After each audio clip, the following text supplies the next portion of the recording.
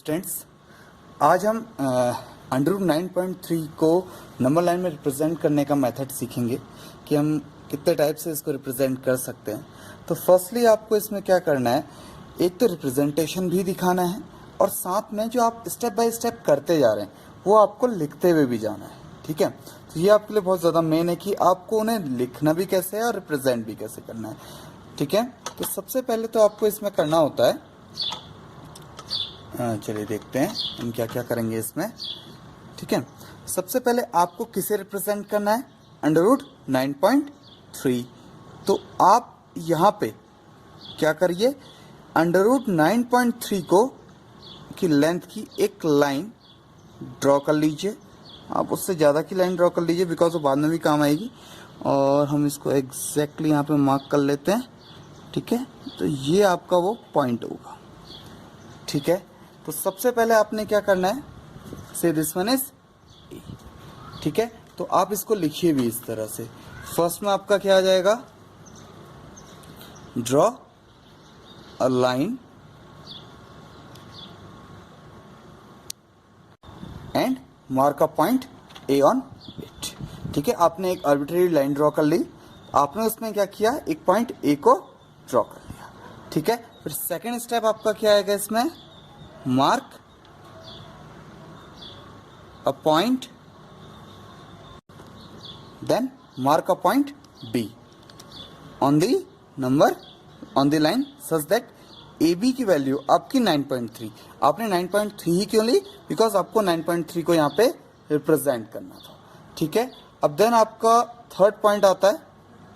ठीक है, तो थर्ड पॉइंट में आप क्या लिखेंगे, अब आप एक नया पॉइंट यहाँ पे फाइंड आउट करेंगे, लेट BC इक्वल 1 सेंटीमीटर। तो आप इस टाइप से करेंगे कि आपका जो ये पॉइंट है, यहाँ देखिए, यहाँ है आपके पॉइंट, तो ये पॉइंट B है।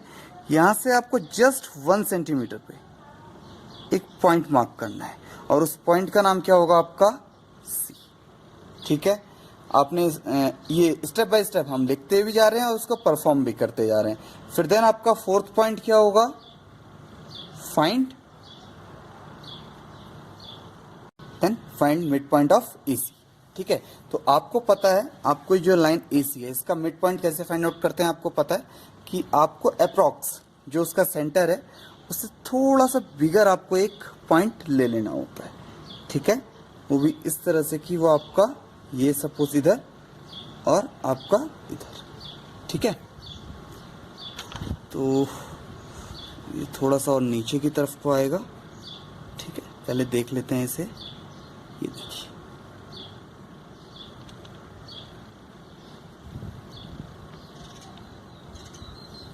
देन आपका ये आया और इधर आपका पॉइंट क्या आएगा, ये भी देख लीजिए। ठीक है, वैसे आपको नीचे की उतनी ज़रूरत तो है नहीं, बट फिर भी एक कन्वीनियंस के लिए आपको यहाँ पे ज़रूरत पड़ेगी। ठीक है, तो क्या करना है, इसके बाद जो आपका ये पॉइंट आया आप इसे क्या कर लीजिए, मैच कर लीजिए इस तरह से। ये नीचे का पॉइंट आपके सिर्फ ये काम आएगा कि आप इसे क्या कर लीजिए, मैच कर लीजिए। ठीक है, डॉटेड लाइन से बस सिर्फ यहाँ तक मैच करना है आपको। ठीक है, क्या करना है, जस्ट हाफ से ज़्यादा लेके एक पॉइंट ऊपर कट, एक नीचे कट और एक इधर से। देन इसके बाद आपने क्या करना है, अब हम वो पॉइंट लिख लेते हैं कि इसके बाद हम क्या करने जा रहे हैं, से फिफ्थ पॉइंट। ठीक है, तो ड्रॉ सेमी सर्कल, और इस पॉइंट को हमने क्या नाम दे दिया, यहाँ से अभी देखिए ऊपर हमने लिखा था, क्या दिया है इस पॉइंट को नाम हमने, O। ये पॉइंट को नाम हमने दिया है ओके। तो हम फिफ्थ पॉइंट की ओर को जाते हैं। तो इसके बाद आपका क्या है, draw semi circle taking centre O। ठीक है, तो आपको कुछ इस तरह से करना है कि पॉइंट आपका कुछ इस तरह से आ जाए। ठीक है, थोड़ा सा लार्ज जाएगा ये इस तरह से, ये पॉइंट कि ये जो आपका आया ये देखिए, तो आपने एक क्या ड्रॉ कर लिया, सेमी सर्कल। किस तरह से ड्रॉ किया, आपने O पे सेंटर लिया और A और C को वो ज्वाइन करें। आपने इस तरह से एक सेंटर लिया। ओके, देन इसके बाद हम नेक्स्ट स्टेप देखते हैं। देन इसके बाद आप क्या करेंगे, draw line DB perpendicular to AB। तो आप इसको ये इसकी हेल्प से ये देखिए, तो आप इसकी हेल्प से इसको क्या कीजिए, यहाँ पे एक परपेंडिकुलर ड्रॉन कीजिए। ठीक है, तो परपेंडिकुलर ड्रॉन करना है यानी कि 90 डिग्री। तो ये आपका पॉइंट कुछ इस तरह से आएगा। ठीक है, आपको बाहर नहीं लेके जाना है, आपको सिंपली जो इतना इतना आपके लिए सफिशिएंट। तो ये हो गया आपका पॉइंट D। क्या किया आपने, एक लाइन DB इस तरह से ड्रॉ की जो आपकी किस पे, ये लाइन AB पे क्या है, आपकी परपेंडिकुलर है। ओके, इसके बाद फिर नेक्स्ट स्टेप आएगा आपका। देन आपने क्या करना है, taking B as a centre. ठीक है, B को सेंटर लेते हुए और रेडियस BD को आपने एक आर्क ड्रॉ करना है। ठीक है, आप आर्क कैसे ड्रॉ करेंगे वो देख लीजिए। क्या करना है आपने, अगेन समझिए, आपने इस B को सेंटर लेना है और D पॉइंट पे। ठीक है, तो D पॉइंट से आपने एक आर्क कट कर देना है। ठीक है, और इस पॉइंट को आप कह दीजिए, सपोज ये पॉइंट है आपका E पॉइंट। ठीक है, तो जो E पॉइंट आया आपका यहाँ से, ठीक है, तो इस E पॉइंट के आने से क्या हुआ, जो BE की वैल्यू होगी ये क्या होगी आपकी √9.3, यानी कि इसे आप क्या ले लीजिए, आप सेंटर ले लीजिए इस पॉइंट को। ठीक है, आपने क्या किया, एक आर्क ड्रॉ किया। ठीक है, तो ये जो आपकी लाइन आई ये आया आपका, तो ये आपका क्या है, एग्जैक्टली √9.3 की value. Okay, this one is the representation of √9.3 on the number line. Okay, अब हम लॉ ऑफ रैशनल एक्सपोनेंट्स की ओर को चलते हैं। तो वो थोड़ा सा डिफरेंट है अभी तक जो आपने पढ़ा है। आई थिंक बेसिक क्लास में तो आपने थोड़ा बहुत इसके बारे में पढ़ा हुआ है। ठीक है, चलिए अब हम उसको देखते हैं। चलिए अब हम बात करते हैं लॉ ऑफ रैशनल एक्सपोनेंट्स की। ठीक है, तो इसमें आपका क्या है, let a be greater than 0 and r and real number. ठीक है, इस तरह से आएगा, comma P and Q are rational. आपने क्या लेना है, एक नंबर A लेना है जो ग्रेटर देन 0 है और रियल नंबर है, और P और Q आपके कैसे नंबर हैं, रैशनल नंबर है। ठीक है, तो देन आपके कुछ लॉज आएंगे, हम वो 4 लॉज देखते हैं क्या क्या हैं आपके। ठीक है, तो फर्स्ट आपका आ जाएगा a to the power p dot a to the power q। That means अगर ऐसे न्यूमेरिकल्स में आपके बेस इक्वल है, a इस तरह से इक्वल है, तो आपकी जो पावर है p एंड q वो क्या हो जाती है, add. Okay, next suppose a to the power p to the power q। तो a to the power p to the power q यानी कि यहाँ पे आपकी जो पावर हैं वो आपस में क्या हो जाएंगी, मल्टीप्लाई, सेम बेस में ऐड हो जाएंगी, और इस तरह से पावर हैं तो मल्टीप्लाई होंगी।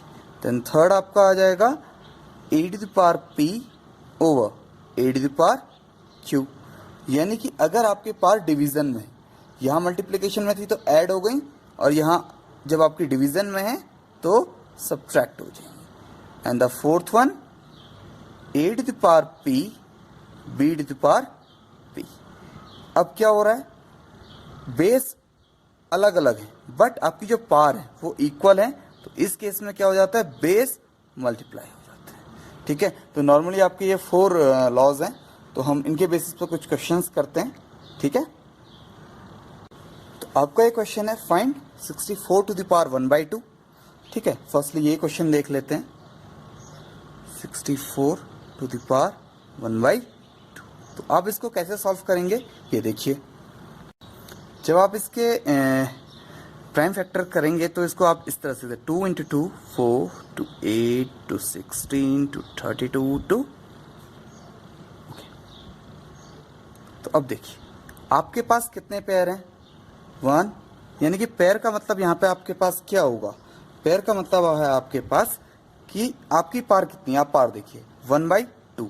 तो जैसे डिनोमिनेटर में आपका 2 दिखा तो आप 2 2 के पेयर बनाएंगे, first pair, second pair and third pair. तो जैसे ही पावर आपकी 1/2 है तो आपका क्या बाहर आ जाएगा, इस पेयर से एक 2, इस पेयर से सेकंड 2 और इस पेयर से थर्ड 2। तो ये आ गया आपका 8। ठीक है, ऐसे ही आपका सेकंड क्वेश्चन है 125 टू द पावर 1/3। ये हो गया आपका 5 इंटू 5 इंटू 5। ठीक है, अब देखिए ऊपर था 1/2 तो 2 की वजह से हमने 2 के पेयर्स लिए। यहाँ पे आपके क्या है 1/3, तो आपको क्या लेना होगा 3 के पेयर, और यहाँ पे सिंपली एक ही पेयर आपका आ रहा है। तो आपका डायरेक्टली आंसर कितना आ जाएगा 5। ये ध्यान दीजिएगा, ये 2 और ये 2 से कंफ्यूज नहीं होना है। ये 2 की वजह से हमने यहाँ पे ये पेयर लिया, यहाँ पे ये पेयर लिया और यहाँ पे ये पेयर लिया। फिर देन आ गया हमारा थर्ड क्वेश्चन, तो इसको हम देख लेते हैं 9 टू द पावर 3/2। तो आप इसको इस तरह से सॉल्व कीजिए 9 to the power 1/2 to the power 3। ठीक है, तो अब देखिए इसको किस तरह से सॉल्व कर सकते हैं।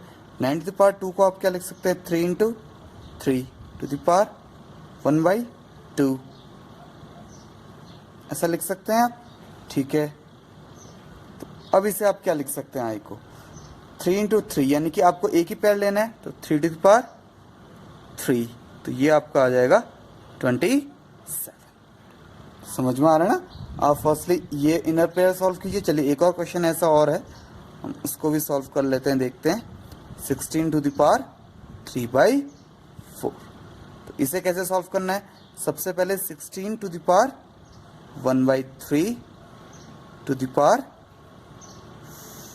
1/4 है ये आपका।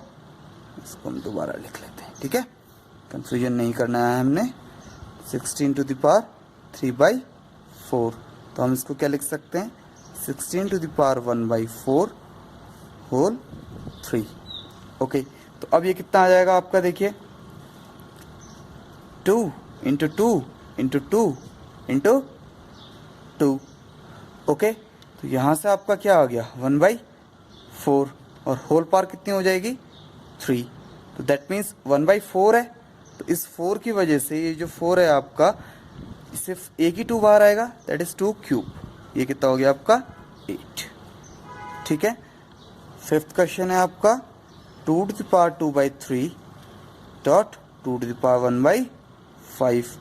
तो ये क्वेश्चन कैसे सॉल्व होगा आपका, ये देखिए बेस इक्वल है, बेस इक्वल है तो हमारा ये वाला फॉर्मूला यूज हो सकता है।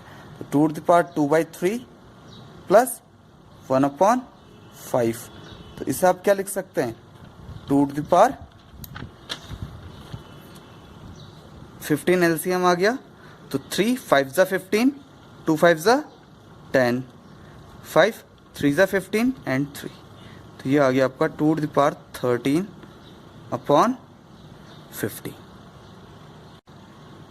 यानी कि आपको इसमें क्या करना था, ये ऐड करना तो आप लोगों को आता होगा ना, कि जैसे 2/3 प्लस 1/5 है, तो आपने क्या लिया, पहले 3 एंड 5 का एलसीएम लिया, 15 आ गया। अब 3 से 15 को डिवाइड कीजिए, कितने टाइम्स हुआ 5 टाइम्स, तो 5 2 जा 10। अब इस 5 से 15 को डिवाइड कीजिए 3 टाइम्स, तो 3 1 जा 3, ऐड करके आ गया। Now the last question 7 to the power 1/2 dot 8 to the power 1/2। ठीक है, अब देखिए इसमें क्या होगा आपका, ये आपका किस तरह से सॉल्व होगा। ठीक है, ये हम देखते हैं कि किस टाइप से आपका सॉल्व हो सकता है। ओके, तो इसमें देखिए बेस क्या है आपका 7 8 जा 56 टू द पावर 1/2। दोनों के जो बेस थे वो क्या हो गए आपके मल्टीप्लाई हो गए। ठीक है, तो ये क्वेश्चंस हैं आपके, आई थिंक आपका फर्स्ट चैप्टर अब कंप्लीट हो गया। देन आप इनके क्वेश्चन सॉल्व कीजिए। Thanks for watching this video, please like and subscribe.